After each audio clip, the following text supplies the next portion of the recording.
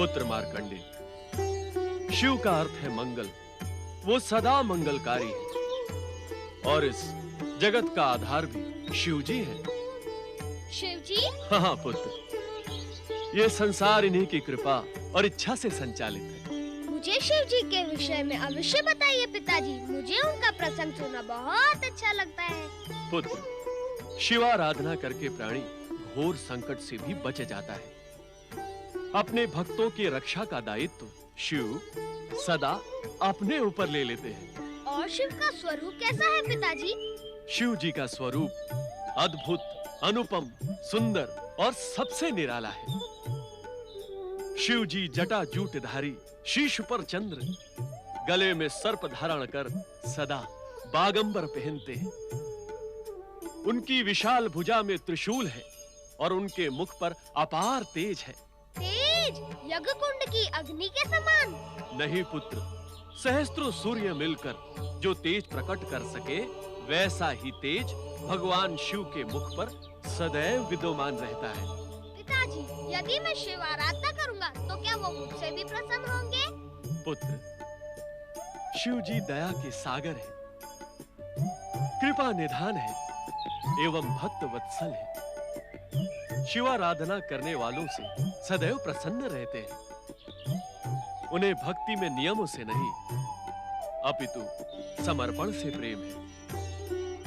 इसीलिए संसार उन्हें भोलेनाथ कहता है। पिताजी, मैं शिव आराधना कर उन्हें प्रसन्न करूंगा। आप मुझे आज्ञा दीजिए। शिवाराधना में आज्ञा की क्या आवश्यकता है पुत्र मार्कंडे?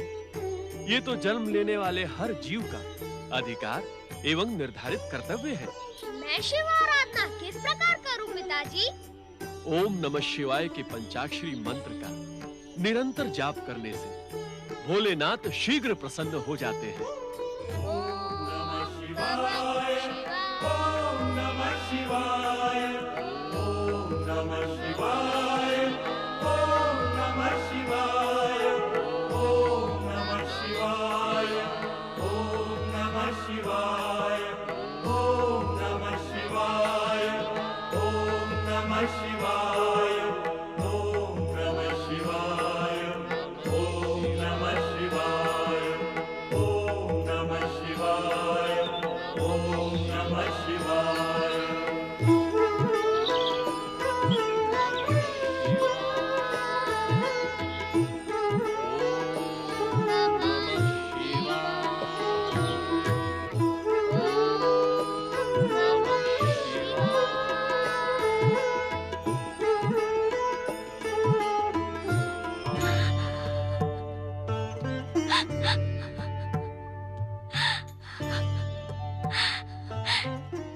आपकी कैसी लीला है माता पार्वती। आपकी कृपा व आशीर्वाद से मुझे मार्कंडेय मिला।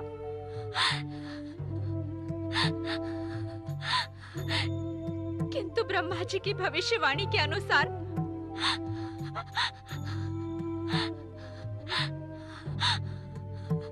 आज उसकी आयु का अंतिम दिन है। मैं उसका वियोग नहीं सह पाऊंगी। मेरे पुत्र पर कोई संकट आए उससे पहले ही मैं अपने प्राण त्याग दूंगी।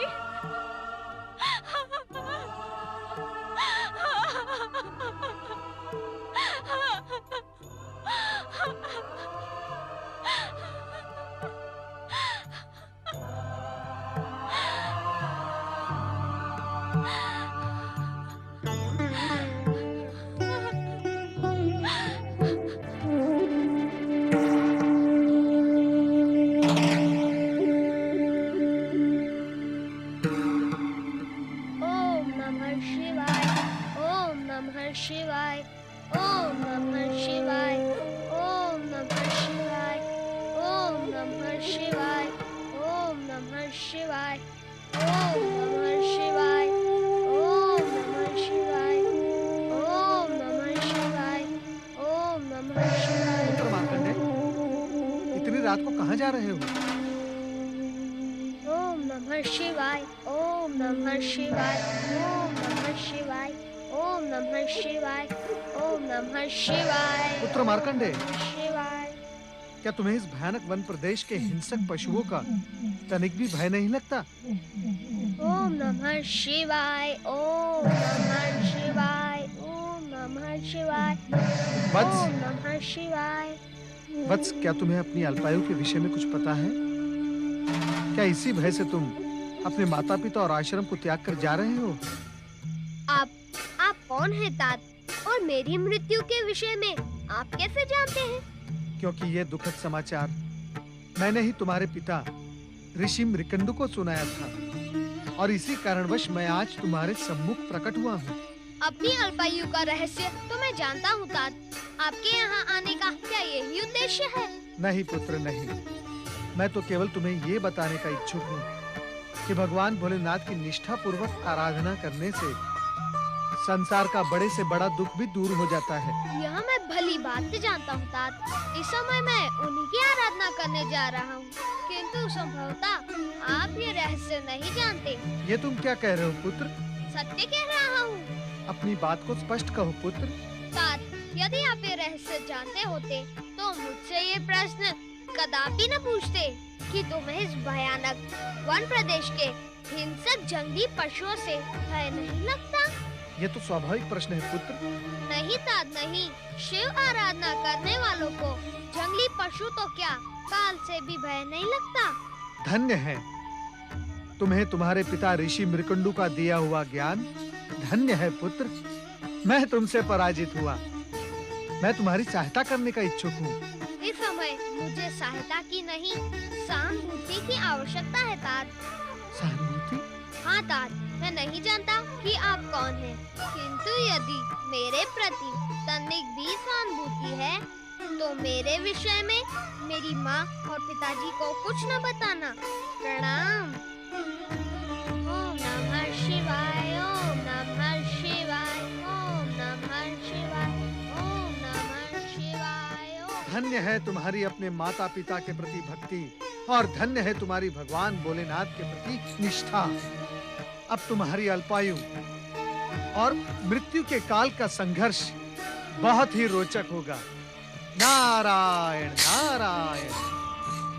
भोलेनाथ, आपसे अधिक चमत्कारी इस संसार में दूसरा कोई नहीं है।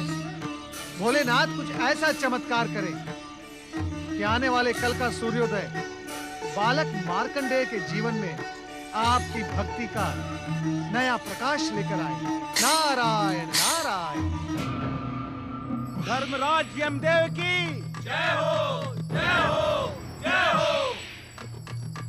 कहो चित्रगुप्त, आपकी लेखा बही किसके प्राण हरने का संदेश देती है?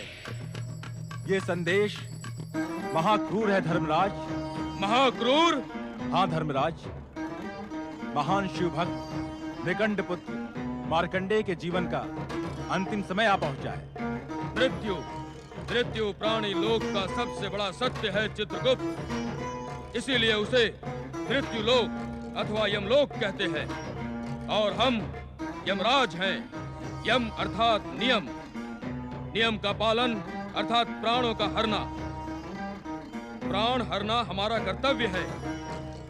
कर्तव्य में भावनाओं की नहीं, पुरुषार्थ की आवश्यकता होती है। जानता हूँ यमदेव, आप मार्कंडेय के प्राण हर लाने का प्रबंध करें। उचित है। यमदूतों, महाराज यमदेव की जय हो। पृथ्वी लोक जाओ, मृकंडु पुत्र मार्कंडेय के प्राण लेकर अविलंब यमलोक लौटो। जो आज्ञा स्वामी।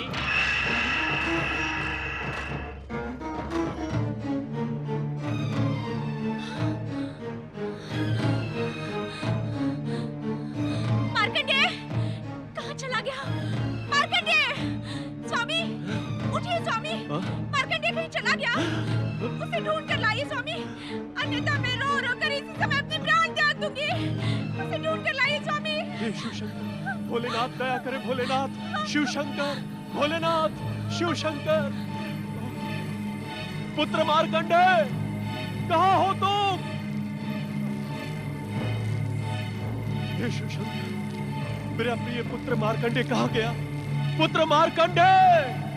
ओम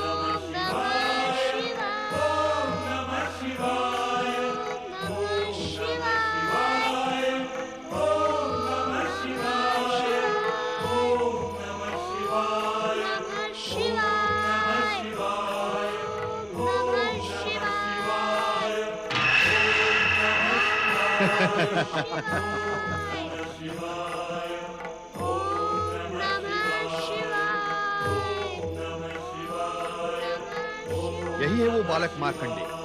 ओम नमः शिवाय। इसकी आयु पूरी हुई, चलो इसके प्राण हरते हैं। किंतु ये तो निष्ठापूर्वक शिव आराधना कर रहा है। ओम नमः शिवाय। शिव आराधना हमें हमारे कर्म से विमुख नहीं कर सकती है मित्र। उस पर मृत्यु पाश फेंको।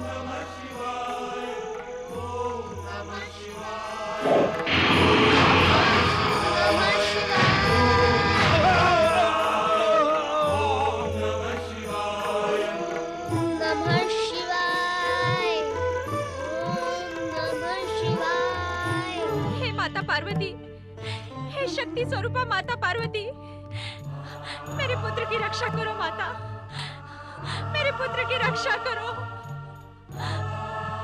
आपके आशीर्वाद से जन्मे मेरे पुत्र मार्कंडेय का जीवन संकट में है माता, उसकी रक्षा करो माता, मेरे पुत्र की रक्षा करो, मेरे पुत्र का कल्याण करो मातेश्वरी। हे जगदम्बा, अपने आशीर्वाद की रक्षा करो माता। हे माता पार्वती, हे शक्ति स्वरूपा माता पार्वती, मेरे पुत्र की रक्षा करो माता, करुणा की मूर्ति माता पार्वती। हे जगदम्बा, मेरे पुत्र की रक्षा करो।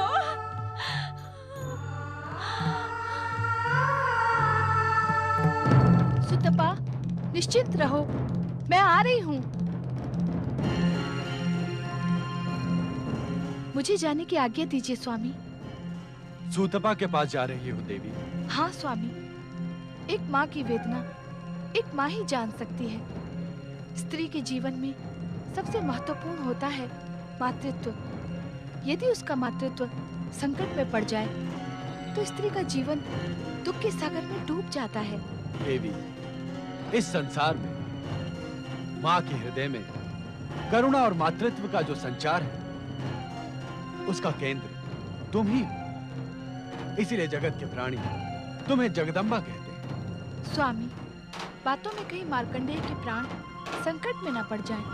मुझे जाने की आज्ञा दे। नहीं देवी, वहां जाने से कोई कार्य सिद्ध नहीं होगा। वहां न जाना ही उचित होगा। एक माँ की वेदना असहनीय होती है स्वामी।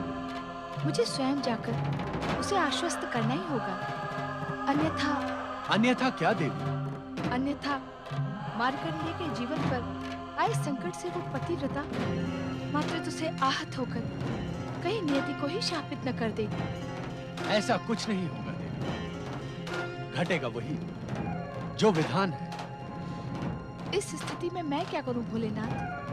सुतपा की व्यथा से मैं स्वयं बहुत चिंतित हूँ। मृकुंडु दंपति तथा मार्कंडेय की चिंता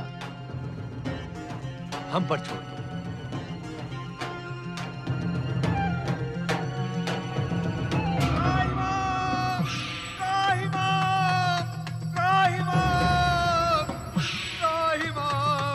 रक्षा करो दर्शन, रक्षा करो।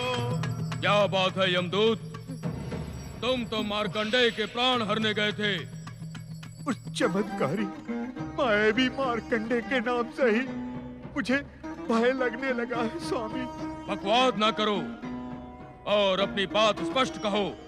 स्वामी, जो ही हमारे सहयोगी मित्र ने उस मायावी मार्कंडेय पर यमपाश फेंका तो उसके सामने के शिवलिंग से भयानक ज्वालाएं निकली। यमपाश ने पलटकर हम पर ही प्रहार किया। मेरा मित्र यमदूत अभी भी वहां अचेत पड़ा है। मुझे विश्वास नहीं होता कि तुम सत्य कह रहे हो।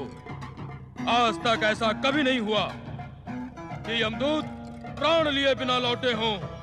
ये अक्षर से सत्य है स्वामी। शांत रहो।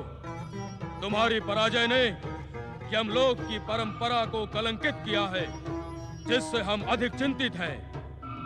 अब हम स्वयं मायावी मार्कंडेय के प्राण हरने जाएंगे। स्वामी, आप? हाँ, हम।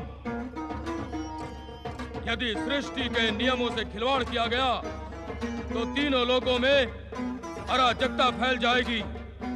प्राणी के मृत्यु में एक क्षण का विलंब भी सृष्टि की व्यवस्था को अस्त व्यस्त कर देगा। पाश, हम स्वयं जाएंगे। चित्रगुप्त जी, मुझे विश्वास नहीं होता कि स्वयं यमदेव भी उस मायावी चमत्कारी मार्कंडे के प्राण हर पाएंगे। दूत, मृत्यु से आज तक मृत्यु लोक में जन्म लेने वाला कोई भी बच नहीं पाया है। होगा वही जो नियंता की इच्छा होगी। नारायण नारायण। परमपिता, अपने पुत्र नारद का प्रणाम स्वीकार करें। कहो नारद, क्या समाचार लेकर आए? समाचार नहीं परमपिता, मैं आज प्रार्थना लेकर आया हूँ। प्रार्थना? अवश्य कहो मेरे मानस पुत्र। परमपिता, निर्दोष बालक मार्कंडेय की अल्पायु के अभिशाप का अंत करके कृपया आप उसे दीर्घ आयु का आशीर्वाद प्रदान करें। नहीं नारद, नहीं, मैं स्वयं ऐसा नहीं कर सकता। क्यों? क्यों परमपिता, क्यों? उस निर्दोष निष्पाप बालक पर इतना क्रूर अत्याचार क्यों परमपिता? यह अत्याचार नहीं है। है परमपिता, है। वो बालक मेधावी, परम ज्ञानी, तेजस्वी है। उसे मिलने के पश्चात मुझे उसमें जगत कल्याण की अपूर्व ज्योति के दर्शन हुए परमपिता। इन सब के उपरांत भी वो नियंता की नियति और विधाता के विधान से अछूता नहीं है। किंतु परमपिता, जगत कल्याण को साक्षी मानकर नियंता की नीति और विधाता का विधान परिवर्तित भी तो हो सकता है ना? नहीं नारद, नहीं।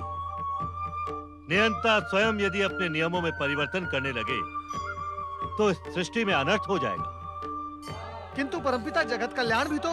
नारद, जगत कल्याण से भी महत्वपूर्ण है नियति और विधान, क्योंकि विधान के संकट में पड़ने से ये जगत ही संकट में पड़ जाएगा। किंतु परमपिता।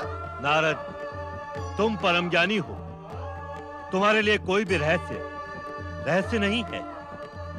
मार्कंडेय के अल्पायु उसके पूर्व जन्म के कर्मों एवं उसके पिता मृकंडू की उसे जन्म देने की अनिच्छा का परिणाम है। इसलिए उसके माता पिता को पुत्र वियोग अवश्यंभावी है। क्या बालक मार्कंडेय की जीवन रक्षा का कोई भी मार्ग शेष नहीं है परमपिता? हम ऐसा भी नहीं कहते नारद। भगवान शिव की सृष्टि में सब कुछ उनकी इच्छा पर ही निर्भर है। सृष्टि का हर मार्ग शिव इच्छा से ही संचालित होता है। नहीं परमपिता, नहीं।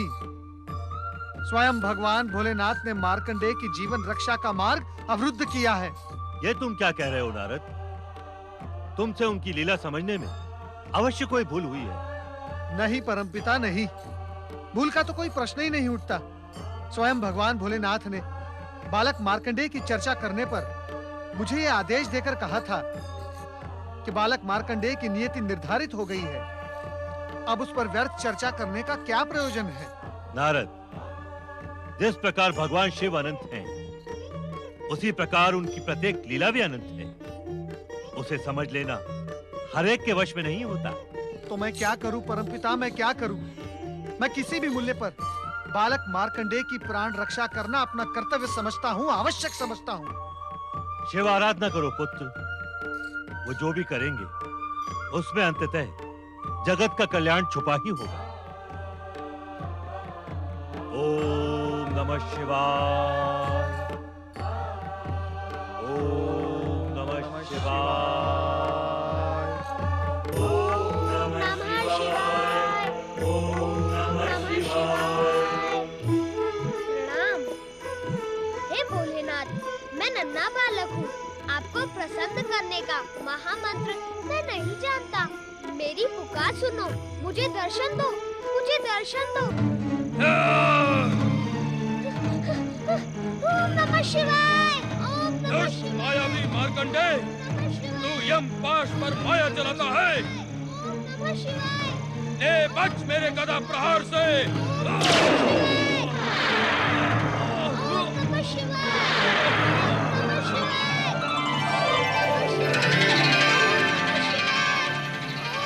यमराज! प्रभु भोलेनाथ! निष्ठा पूर्वक शिव आराधना करने वाले बालक मार्कंडे पर प्रहार करने का तुम्हारा साहस कैसे हुआ? इस बालक ने शिवलिंग को हृदय से लगाकर हमारी शरण ली थी। शरणागत की रक्षा करना हमारा कर्तव्य है। क्या तुम इस सत्य को नहीं जानते कि तुम मात्र काल हो, किंतु हम महाकाल हैं, महाकाल हैं, महाकाल हैं, महाकाल हैं, महाकाल हैं।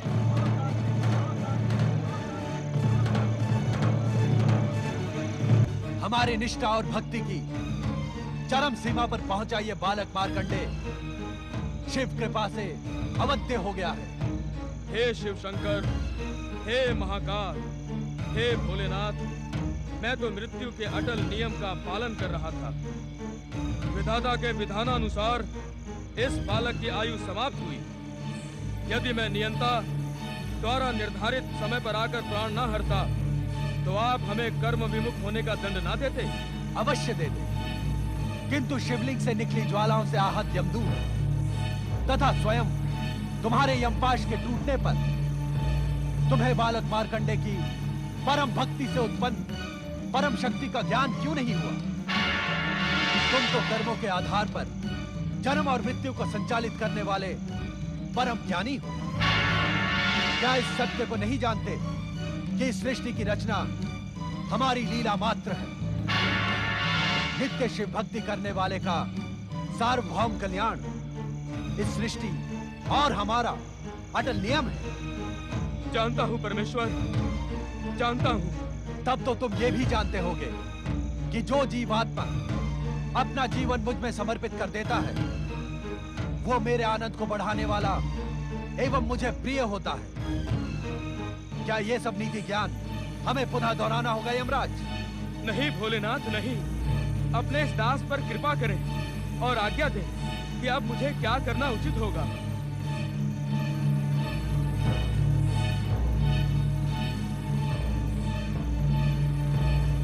यमराज, मार्कंडे के माता पिता के पुण्य प्रभाव एवं जन्म से ही शिव निष्ठा के कारण अब यह बालक अल्पायु रहा ही नहीं। इसकी अल्पायु का अभिशाप समाप्त हो गया। किंतु विधाता के विधान के अनुसार इसकी अल्पायु स्पष्ट है भोलेनाथ। किंतु उसी विधान में यह भी स्पष्ट लिखा है कि अल्पायु पूर्ण होने पर आप इसके प्राण हरने आएंगे। उसी समय हम दोनों उपस्थित होकर न केवल इसके अभिशाप को समाप्त कर इसे दीर्घायु प्रदान करेंगे, अपितु इसे अमरता का वरदान भी देंगे। किंतु चित्रगुप्त के आलेख में आपके मृत्यु लेखाकार चित्रगुप्त ने मार्कंडे के अल्पायु होने का विवरण तो अपने पृष्ठों में लिख दिया, किंतु हम दोनों के आगमन की बात लिखना वो भूल गया। ये भूल अक्षम्य अपराध है यमदेव। अब मेरे लिए क्या आज्ञा है स्वामी? अब आप यमलोक लौट जाएं तथा वहां की व्यवस्था नियंत्रित करें। आपके आलेखों में त्रुटि सृष्टि के अनर्थ का कारण बन सकती है। हमें विश्वास है कि भविष्य में कभी आप कर्म विमुख नहीं होंगे। इस उद्दंडता के लिए मुझे क्षमा करें भोलेनाथ। भविष्य में ऐसा कभी नहीं होगा। प्रणाम भोलेनाथ, प्रणाम माता पार्वती, प्रणाम परम शिव भक्त मार्कंडे।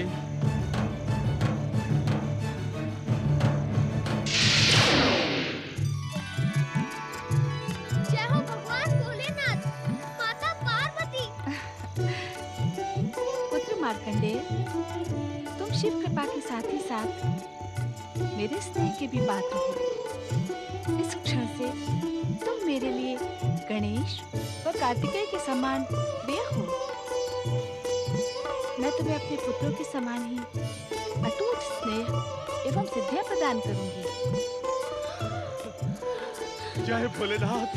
जय माता पार्वती, जय शक्ति माता पार्वती, जय सर्वेश्वर महादेव जी। हम अज्ञानियों को क्षमा करें। हमने आपकी कृपा पर संदेह किया और मार्कंडेय के अल्पायु के भय से अपनी भक्ति को पूर्ण रूप से आपके श्री चरणों में समर्पित नहीं किया। कृपा निधान, आपकी कृपा अपरंपार है। आप तो दया के सागर हैं। आपकी भक्ति असंभव को भी संभव बनाने में सक्षम है। जो एक बार निष्ठा पूर्वक आपके श्री चरणों में समर्पित हो जाता है, उसे संसार की समस्त चिंताएं आप पर ही छोड़ देनी होती है। परंतु हमने ऐसा नहीं किया भोलेनाथ, हमें क्षमा करें भोलेनाथ।